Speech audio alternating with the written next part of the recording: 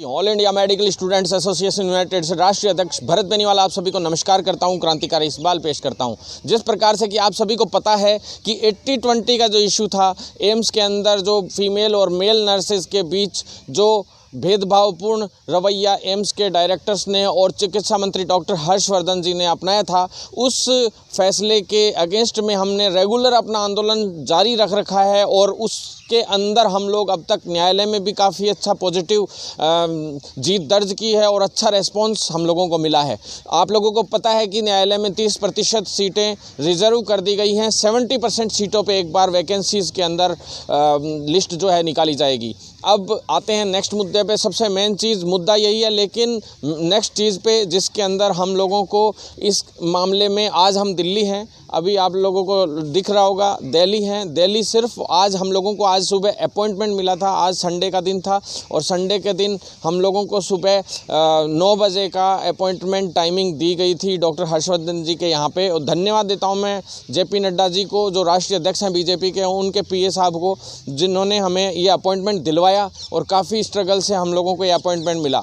लेकिन साथियों, इस अपॉइंटमेंट मिलने का हमें फ़ायदा नहीं हो पाया, क्योंकि आज क्या है, डॉक्टर हर्षवर्धन जी के माता जी का आज देहांत हो गया, निधन हो गया। इस वजह से हम लोग उनसे नहीं मिल पाए।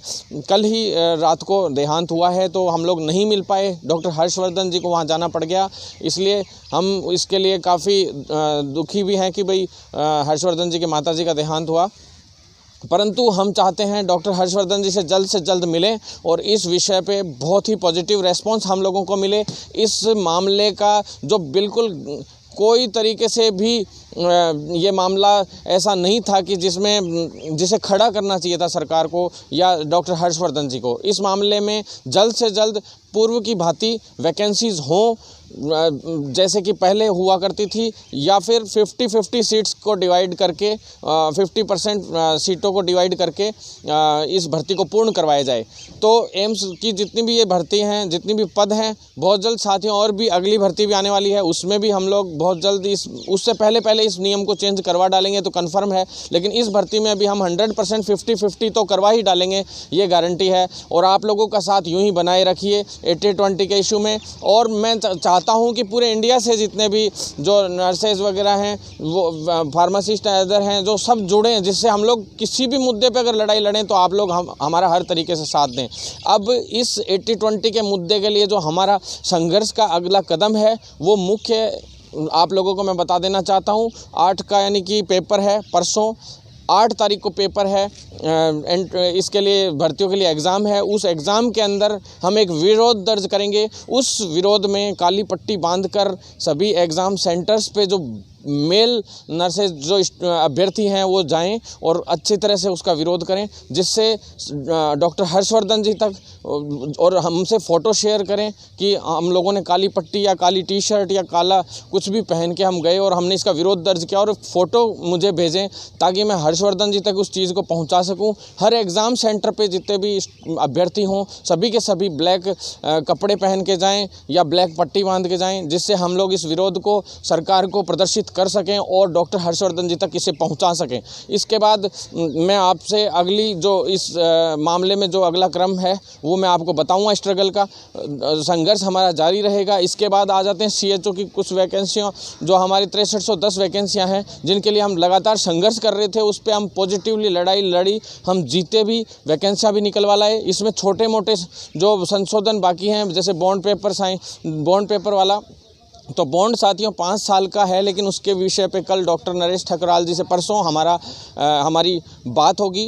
मंगलवार को मीटिंग होगी। उस मीटिंग में जल्द ही इस पे पॉजिटिव निर्णय लिया जाएगा साथियों। इसके बाद कई लोग डरे हुए हैं कि इस पे कोई भर्ती में स्टे ले आएगा या कुछ और। तो साथियों, जो लास्ट के 7 दिन थे, यानी 7 से 8 दिन थे, जिसमें मुझे वक्त लगा था इस भर्ती को हल्का सा जल्दी करवाना चाहते थे, लेकिन थोड़ा सा हमें 7-8 दिन का वक्त लगा था। वो इसी में लगा था कि मैंने इस भर्ती का पहले ही इंतज़ाम एग्ज़ाम कर दिया साथियों। इस भर्ती पे हमने कैविएट ले ली है कोर्ट में। कैविएट का मतलब ये है कि इस भर्ती पे स्टे नहीं आ सकता है। इसका हर इंतज़ाम हमने पुख्ता किया है। आप लोगों को चिंतित होने की आवश्यकता नहीं है। कोई भी आके इस भर्ती को डिस्टर्ब नहीं कर सकता है न्यायालय के तौर पे। पहले उसके लिए सवाल जवाब करने होंगे और इतने में ये भर्ती निपट जाएगी, क्योंकि अक्टूबर फर्स्ट सेकंड वीक का मैंने आप लोगों को बताया था कि इसका एग्ज़ाम करवा दिया जाएगा और 1 जनवरी से इस वैकेंसी के लिए ईविज़ कोर्स के लिए क्लासेस शुरू हो जाएंगी। वो मान लीजिए ट्रेनिंग की जो हैं वो क्लासेस शुरू हो जाएंगी और बहुत जल्द ये भर्तियाँ पूर्ण करवाएंगे। ये वादा है हमारा, टेंशन लेने की कोई आवश्यकता नहीं है। मैंने सबसे पहले कैविएट के लिए ही इन लोगों से रखा था साथियों। इसके बाद आते हैं प्रमोट के मुद्दे पे। प्रमोट के मुद्दे पे रेगुलर हमारा संघर्ष लगातार जारी रहा। प्रमोट हम करवा भी लाए सभी को, लेकिन सिर्फ एक ही इशू बना हुआ है कि भाई जो क्लासेस प्रमोट हुए हैं, तो जिन क्लासेस में प्रमोट करके अगली क्लास में भेजा गया है, तो उन क्लासेस में जो एग्ज़ाम्स होने थे बच्चों के, जो नहीं हो पाए, जैसे मार्च से लेके और अब तक काफ़ी एग्ज़ाम्स होने थे लेकिन वो नहीं हो पाए, तो उन एग्ज़ाम्स के अंदर किस तरह से उनके इंटरनल मार्क्स के आधार पे प्रमोट करना है, क्या करना है, क्या नहीं करना है, अब तक सरकार इस मामले में फैसला नहीं ले पाई है। सरकार को कई लोग डिस्टर्ब भी कर रहे हैं इस मामले में, हमें भी काफ़ी डिस्टर्ब कर रहे हैं कई कॉलेजेस से, और आप लोगों को बताया था मैंने कि काफ़ी लोग परेशान करने का प्रयास कर रहे हैं, लेकिन इसमें बहुत जल्द पॉजिटिव फैसला आएगा ऐसा हम मानते हैं। बुधवार को हमारा जो मुख्यमंत्री जी हैं अशोक गहलोत जी, उनके ओएसडी हैं देवाराम सैनी जी, उनसे मीटिंग है, हमें बुधवार को अपॉइंटमेंट मिला है और बहुत जल्द इसमें डिसीजन आ जाएगा इसी सप्ताह। अगर इसी सप्ताह डिसीजन नहीं आता है तो हमारी पूरी तैयारी है आंदोलन की, बहुत बड़े आंदोलन की। इंटरनली हमने सभी लोगों के नंबर हमारे पास आ गए हैं, हर कॉलेजेस से स्टूडेंट्स के नंबर आ रहे हैं। सभी आप जुड़िए जिससे जल्द से जल्द हम इस मामले में पॉजिटिव तरीके से काम कर सकें। और यूजीसी का जो मामला है, यूजीसी के अंडर में जितने भी कॉलेजेस थे प्रमोट के लिए, जैसे पूरे इंडिया के जितने भी काउंसिल्स और सारी चीज़ें थी, तो यूजीसी में हम कल जा रहे हैं इस मामले में, प्रमोट के मामले में, कि भी अब तक प्रमोट नहीं कर पाए हैं कई, जैसे नर्सिंग कॉलेजेस हैं, कई ऐसे जो फार्मेसी कॉलेजेस हैं, अदर कॉलेजेस हैं, पैरामेडिकल कॉलेजेस हैं, तो वहाँ से अब तक बच्चे प्रमोट नहीं हो पाए। तो उस मामले में हम कल यूजीसी जा रहे हैं और यूजीसी में बहुत जल्द इसके लिए लेटर भिजवाएंगे हम काउंसिल्स में।